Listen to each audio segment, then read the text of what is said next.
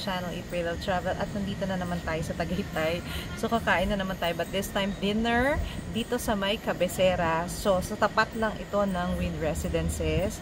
Ito try natin, it's a Kapampangan, ano tawag? Delicacy? Delicacies ba? Dishes? Dishes or whatever. Feeling ko kasi pag delicacies, mga pastries.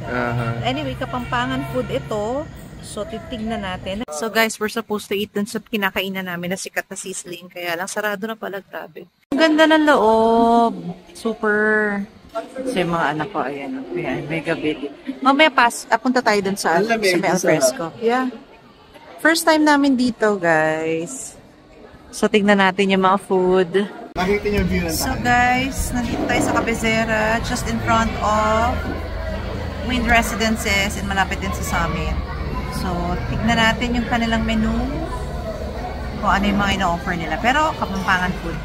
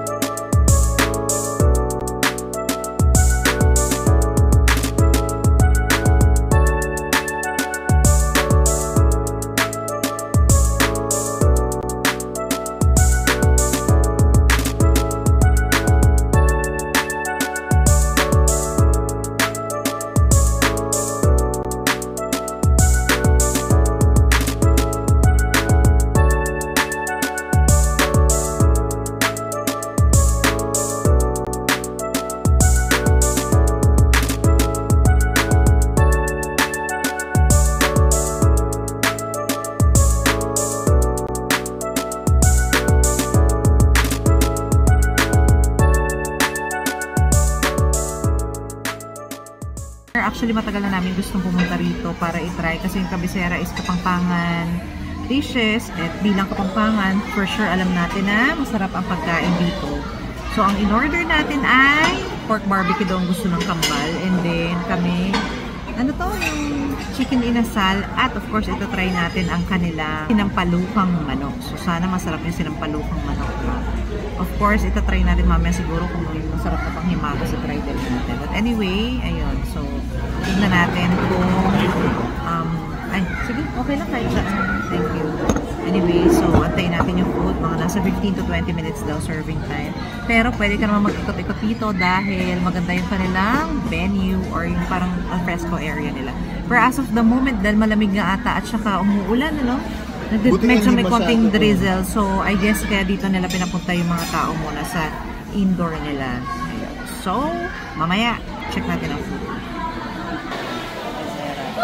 So, eto. Actually, kahit naman indoor siya, alfresco pa rin, no? Oo. Kasi nga malamig. So, I'm just wondering paano kung pag-lunch dito. So, hindi natin alam. Pero mahangin, ano? Lamig. Ayan. So, medyo konti lang din yung space nila. Kasi kung iisipin mo kung maraming tao yan, ano? Ako malaki yung pababa. Yeah. Tingnan natin mamaya. Maganda daw yung view. So, mamaya check natin yung view. Check natin yung view mamaya. Dito! Hi! So, ito ang kanilang... Ang lamig, grabe! Ganda. Yeah. Ano siya? May mga tables talaga. Ayan, no, tinupi nila. So, meaning to say, itong area na to is also, ano... Alfresco nga. Oo nga, ibig sabihin, pwede ka kumain, ano? Oo. At Tapos saka, malamang ito nga ano na ito for event to. Tinanggal lang nila. Hanggang dito sa baba, alfresco. Ayan, o. Oo. Ha? Ay, ayun, tal. Ayun, o. Kapag may nakikita ka mga lights, ayun, o. Pabuti yung baba tayo. Pababa. Okay, let's go. Actually, yung ganda paggabi, no? Yes.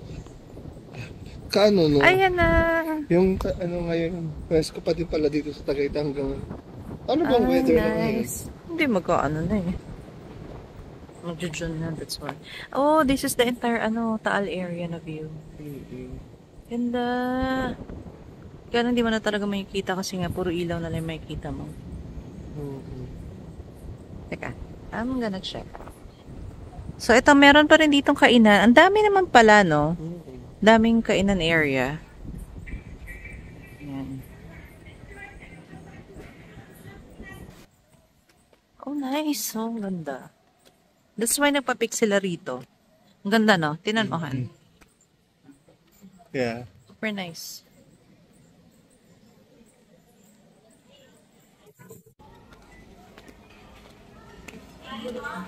Andiyan na daw yung food natin. So, let's check.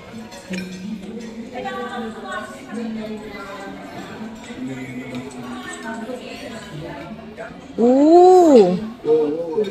So, ito ang ating pork barbecue. Chicken inasal. Chicken inasal and, uy, mukhang masarap.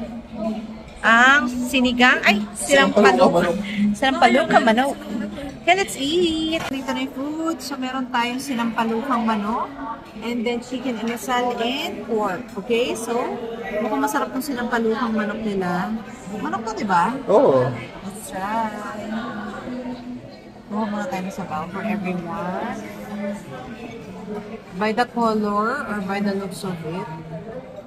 So, okay. Ano na yan? Let's put some sabaw on it. Mukhang ano Mukhang maasim. Mukhang maasim na maanghang Okay. Naramdaman ko na yung amoy Yan. So, may mga manok-manok. Tikman mo. Wait lang. Sabaw niya may may sili. Ano? Ayun, sarap. Talaga?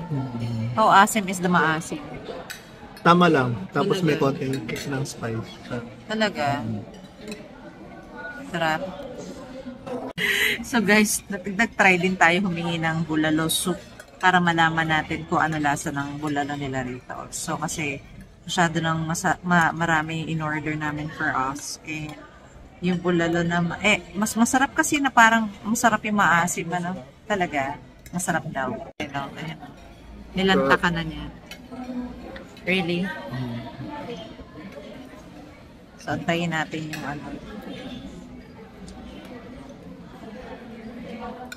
Wala na nasabi. Naalala ko nga si Lola bigla. Talaga. Okay, I'm gonna try. Actually guys, meron siyang labanos, meron din kangkong, merong sitaw, merong okra, merong talong, and at the same time, yung kanyang manok ay hiwa-hiwa. Sarap. Sarap. Try nyo. Ito ang bulalo. Libre galing kay Kuya. You can actually ask for the Okay. Thank you, Kuya. Okay.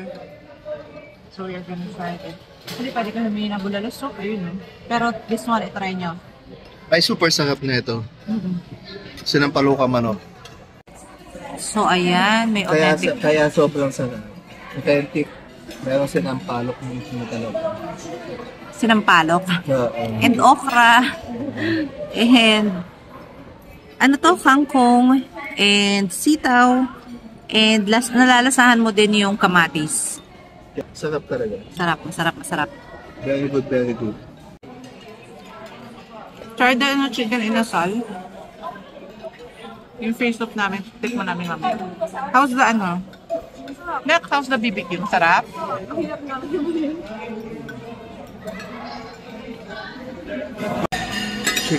Chicken inasal.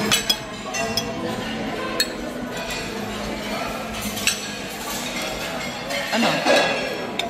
Lagyan mo dapat yun ng suka and all. Actually, kahit wala naman siya. May isang soup. Ah, okay. Anyway, So going lang. back with the sinampalukan. Sobrang okay niya na ang dami niyang kulay, may kamatis, may talong, no? Hindi ako makaget over. Masarap siya. Tapos naghihiwa-hiwalay pa yung kanyang meat. By the way, ito palang sinampalukan na to ay native Manok. Oo, native manok siya. So, we ordered halo-halo. Masarap daw itong halo-halo nila dahil yung yellow is mong milk. Yeah. Go. Ay! Natunaw na. Ayan, I'm sorry. Anyway. I'm sorry. Good. Sarap. Where's the extra milk? Ito oh. Kaso, ano pa eh? Mamaya. Go, go, go, go.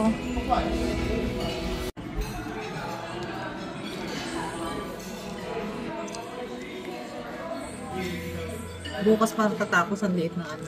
Uy, ang puro. Ha? Go. Dapat tumingin ng kutsara. Sarap na. What can you say? Masarap. Masarap. Hi, beautiful. Hi, beautiful. Napakalaki ng spoon eh. Oo nga eh. Hingi tayo ng malaking spoon. Is it good? Hindi, di ko matikman eh. Sarap? Sarap? Hindi niya malasahan. As always, like, no? Okay. Grabe no. Tubig ka mamaya. Sarap. Ay, may mga silbaris. Pasalubong area. May pastillas kayo?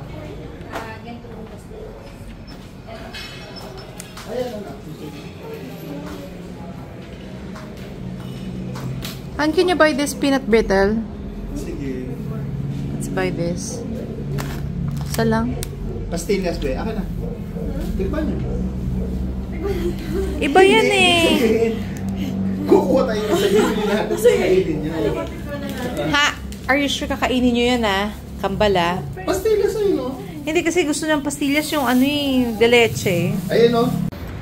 So guys, tapos na kami kumain. Masarap naman lahat ng food. Ayun, may kumakain, no? Try nyo yung sinampalukang manok na native. Masarap siya. Hindi halo-halo masarap, pero pwede nyo i-less yung sugar. Medyo natamisan ako eh, no?